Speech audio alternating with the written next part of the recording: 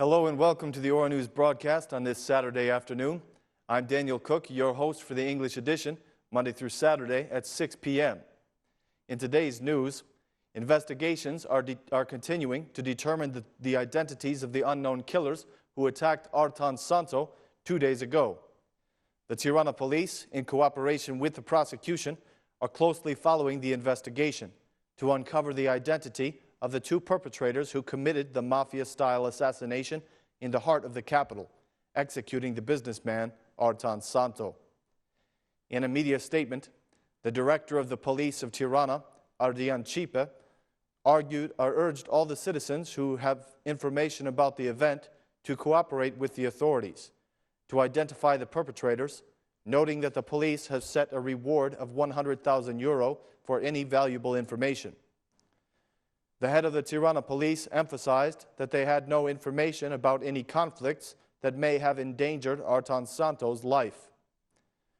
We are intensely investigating all the activities of the victim. The event was well thought through and well prepared by the killers. The victim had no conflicts with anyone, and there was no report of anything that may endanger his life, stated Cipe.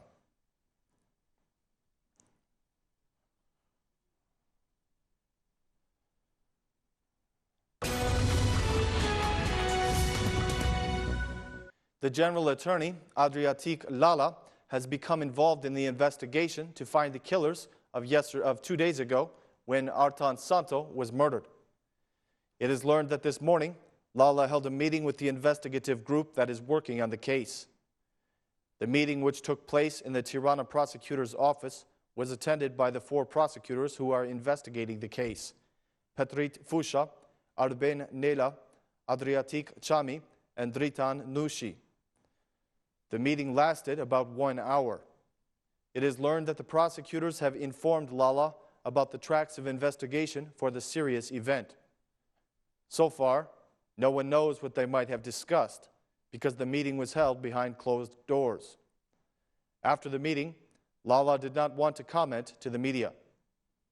2 hours after the meeting with the prosecutors of the case, Chief Lala met the head of the State Informative Service, or SIS, Visho Ayazi Lika, in the premises of the General Prosecution.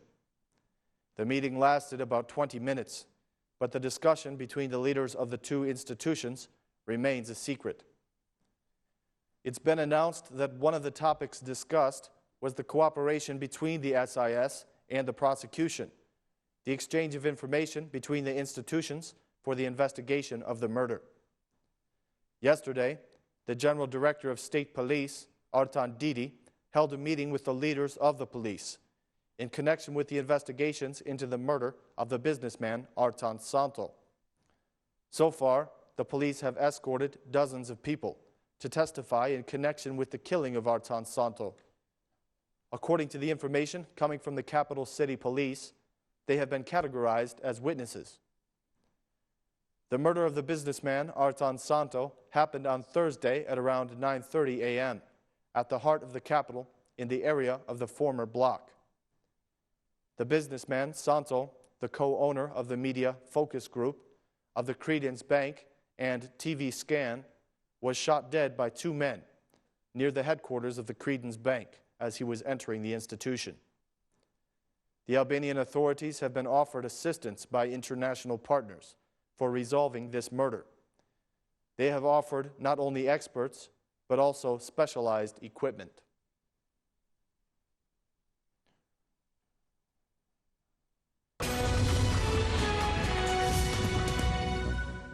After the saddening murder this week, the Credence Bank has had to elect a new general director.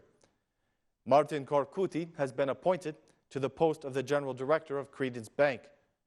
Mr. Corcuti is the co-founder of the bank.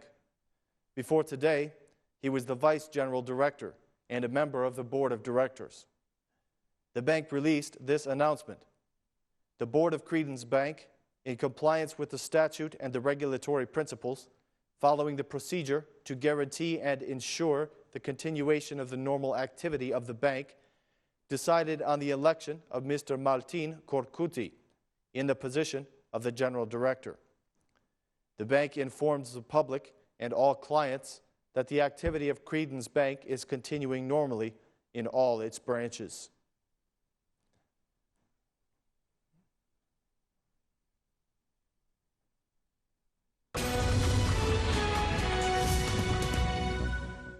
The EU candidate status may prove to be an additional source of division between Albania's political parties. The Prime Minister Edi Rama announced a modest ceremony at the Palace of Brigades, to which the President and all the MPs have been invited, together with all the former Prime Ministers of the past 23 years, from Alexander Meksi to Fatos Nano and Sali Berisha, and all the Ministers of Integration who have contributed to this long process. But the MPs of the Democratic Party will be absent from this ceremony. After the Prime Minister's invitations were distributed, the Tirana municipality announced that they will have their own party, with a festive concert at the artificial lake. Although Prime Minister Edi Rama underlined that the candidate status would not be followed by celebrations or concerts, but with a simple, all-inclusive ceremony, the concert organized by the Tirana municipality will keep the Albanian politics divided once again. It would be interesting to see which ceremony the Albanian president will attend, since he has not confirmed his attendance to either one of them yet.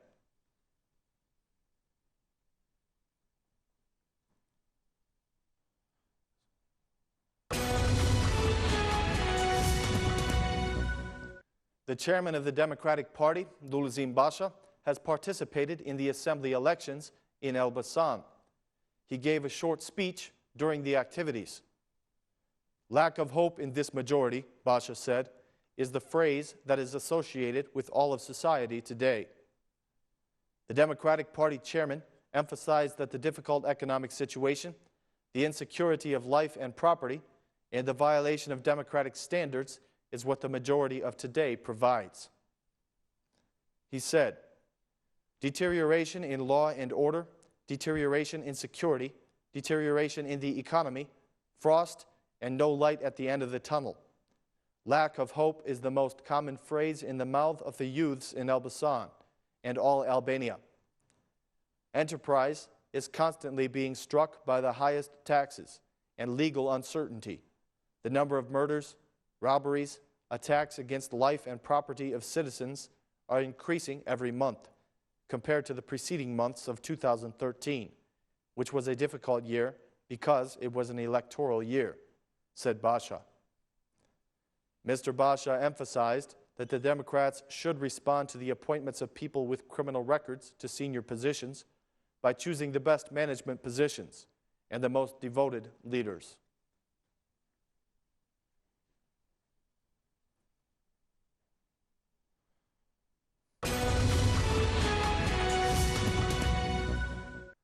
Another call was issued today for the Democratic Party to take part in the administrative territorial reform. The Minister of State for Local Affairs, Vledi Čuçi, attended a consultative meeting with civil society in Burel, within the new administrative territorial division of Albania. Minister Čuçi has once again called the opposition to join this process. We welcome any contribution of the opposition in the administrative territorial reform, and we hope to see concrete options with more responsibility, staying focused within the calendar that we have. If the opposition comes with a proposal for the new territorial division, there is still time. Of course, we will find the common language to approve the reform by the end of July, said Minister Čuçi. During the consultations in Burel, the participants discussed the drafted map of Dibra, focusing on one of the three functional areas of the country, the city of Mat. According to the experts' estimates, it is predicted that the investment budget in this area will benefit from an increase of 60% with the new territorial division. In both of the two draft maps adopted by the Parliamentary Committee on the Administrative Territorial Reform, with a 39 and 47 functional areas, the Dibër region is predicted to be reorganized into three functional areas, Dibër, Bulqize, and Mat.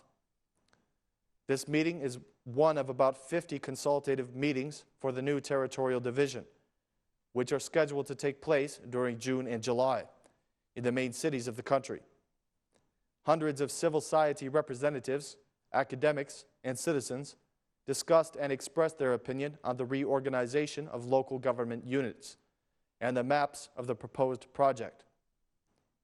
At the conclusion of these consultations, the Assembly will ultimately decide on the new administrative territorial map.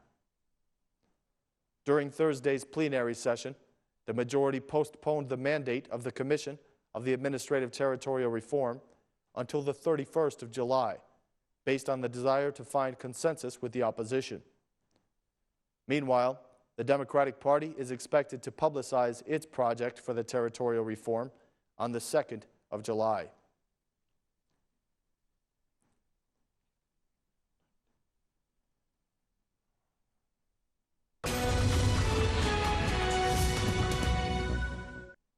A 10-year-old boy from Fier is suffering from acute leukemia, type T. His name is Miryan Dida, and he has been hospitalized in Tirana for 4 weeks. His disease has forced him to abandon his childhood games and to seek the help of all Albanians, wherever they are. He needs a transplant in order to survive. His disease cannot wait, so his parents and Miri are asking the help of everyone to collect 150,000 euro to help him return to his normal life.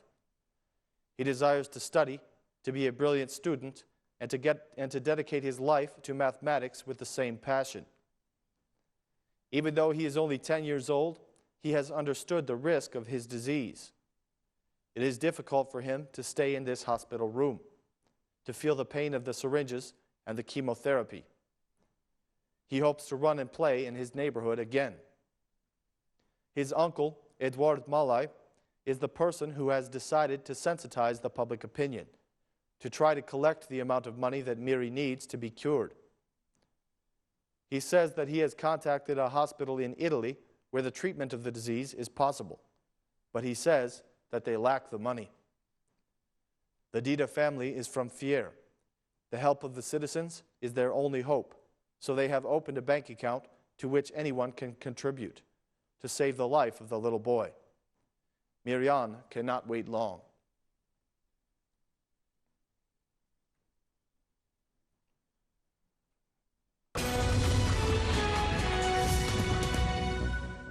The Minister of Health says that he is committed to ensuring that the hospitals stay well supplied with medicines. The Minister of Health, Ilir Becai, emphasized the readiness of the institution that he runs to guarantee the supplying of hospitals with medicine. From Korça, the Minister of Health said that there is no lack of medicines at the city's hospital, and the institution is supplied with all the basic drugs. We are developing a new way of organization in hospitals, he said. We are improving the service in hospitals. We are constantly furnishing the hospital with medicines. We will assign long-term contracts for the supply of medicines, said Becai. The Minister of Health was in Korça to inaugurate the establishment of reception points in the city hospital.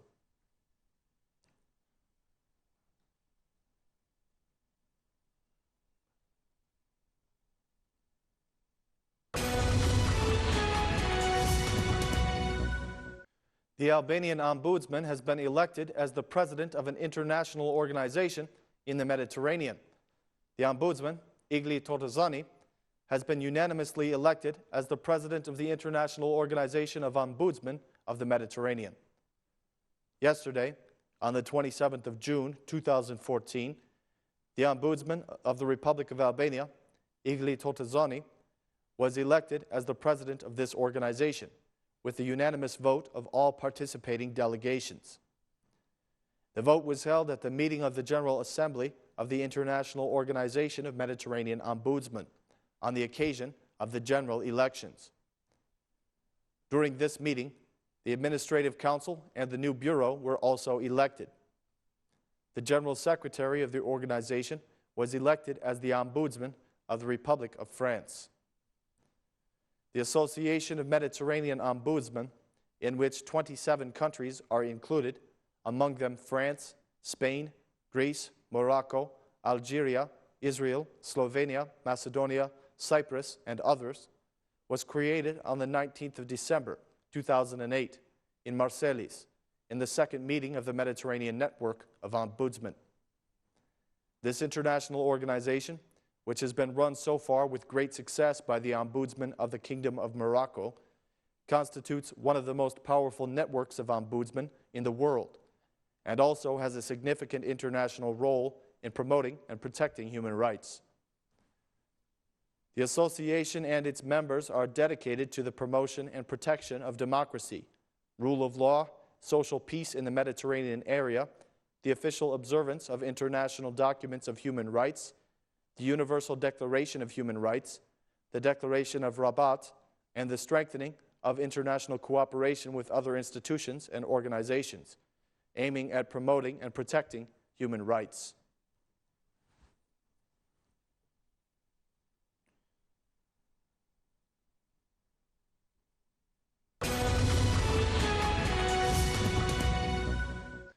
Another man has been arrested today in the operation of Lazarat, bringing the total number of detainees up to 33. The police have arrested a 60-year-old man on charges of attempted murder. His name is Ismail Boudchi. During a search of his apartment, the police found a quantity of 82 kilograms of marijuana. On Thursday, the police arrested the citizen Abbas Birbili, aged 61.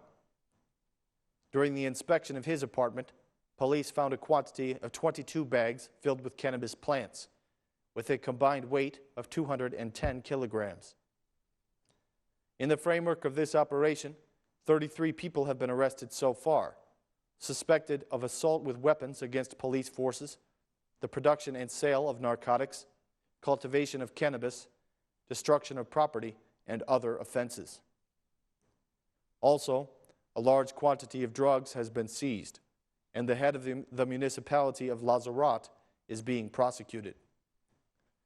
In nearly 2 weeks of police operation, there have been 33 people arrested, over 60 tons of marijuana seized, 5 kilograms of heroin, 15 kilograms of chocolate drugs, 3 kilograms of cannabis seeds, 8.8 liters of cannabis oil, 5 drug processing labs, 362 automatic guns, 210,000 cartridges, and 1,157 TNT molds.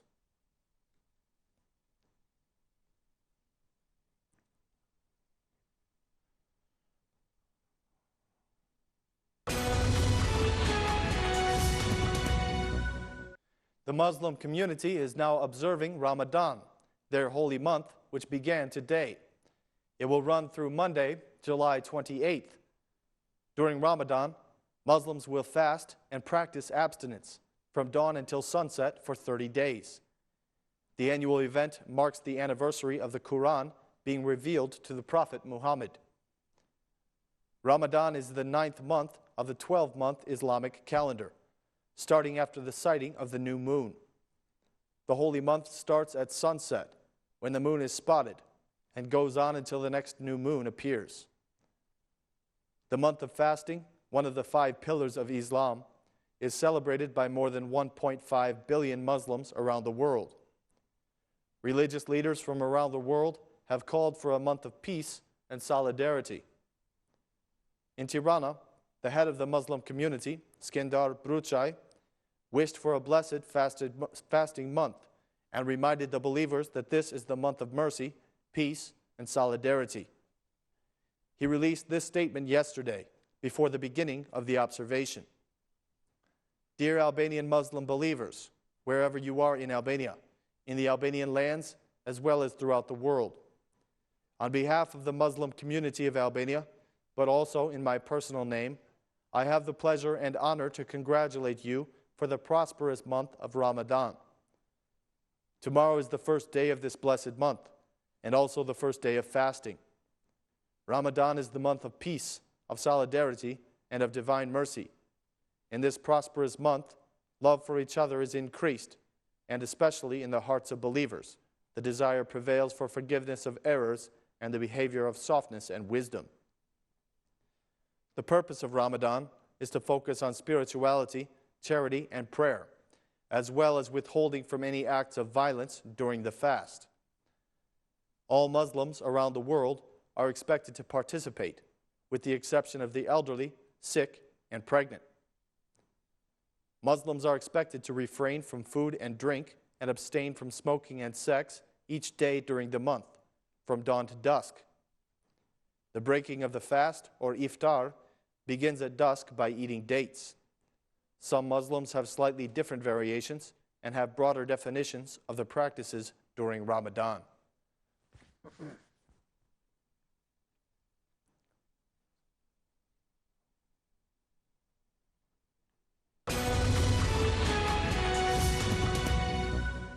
The OSCE says that communal mechanisms do not guarantee the rights of communities in Kosovo. The communal mechanisms, which aim to guarantee the human rights of communities, must be further improved to secure a more active participation of the communities in the local government, concluded the report of the OSCE mission in Kosovo that was published today. The existing mechanisms include community committees, community offices, and the role of the vice mayor for the communities and the deputy speaker of the communal assembly. According to a press statement, the OSCE says that the report has noted that the application of these mechanisms has improved the relations between communities, but it points out the need to draft a number of bylaws which would further improve their practical application. While several communes have appointed the vice mayor of the commune to be responsible for the communities, even the law does not oblige him. A commune has not been appointed to him. Communes play an important role in guaranteeing the right of the communities, said the head of the Department for Human Rights and Communities at the OSCE mission in Kosovo. According to him, with its recommendations for addressing the flaws, this report will help the communes in their efforts to fully comply with the legislation and to secure constructive participation of minority communities in the local government.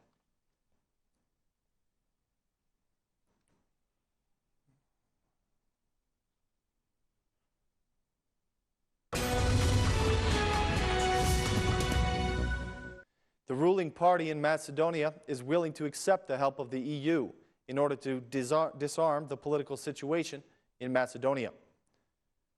Macedonia's ruling party is ready to accept Brussels' mediation in an attempt to resolve its post-election dispute with the opposition, which is boycotting the parliament after alleging poll fraud. The ruling VMRO party of Prime Minister Nikola Gruevski has said that it is willing to accept European mediation in further talks with the opposition Social Democrats after a first attempt of dialogue made no progress. The VMRO is willing to accept a mediator, or facilitator if you will, coming from Brussels. A well-informed party source told the Balkan Insight under the condition of anonymity. We certainly hope that there will be more talks in the future, and we welcome all attempts for help. But at this moment, I cannot say whether Brussels will appoint someone to mediate in future meetings, the source said. The first unmediated meeting between Gruevski and Zoran Zaev on Tuesday ended shortly after it began, without success. The main obstacle was the opposition demand for the formation of a caretaker government, which was flatly rejected by Gruevski. The two leaders then left the meeting and did not specify whether they would meet again to try and end the crisis that erupted when the opposition disputed the April elections. The dispute, which has seen the opposition boycott parliament, could damage Macedonia's EU and NATO membership hopes. The failure of the first talks comes as no surprise, as it was widely predicted beforehand that the Prime Minister would not accept the opposition demands. The SDM delivered 5 conditions, which included the formation of a caretaker government, the separation of party and state activities, better regulation of the media, improvements to electoral laws, and a national consensus to determine how many voters there are.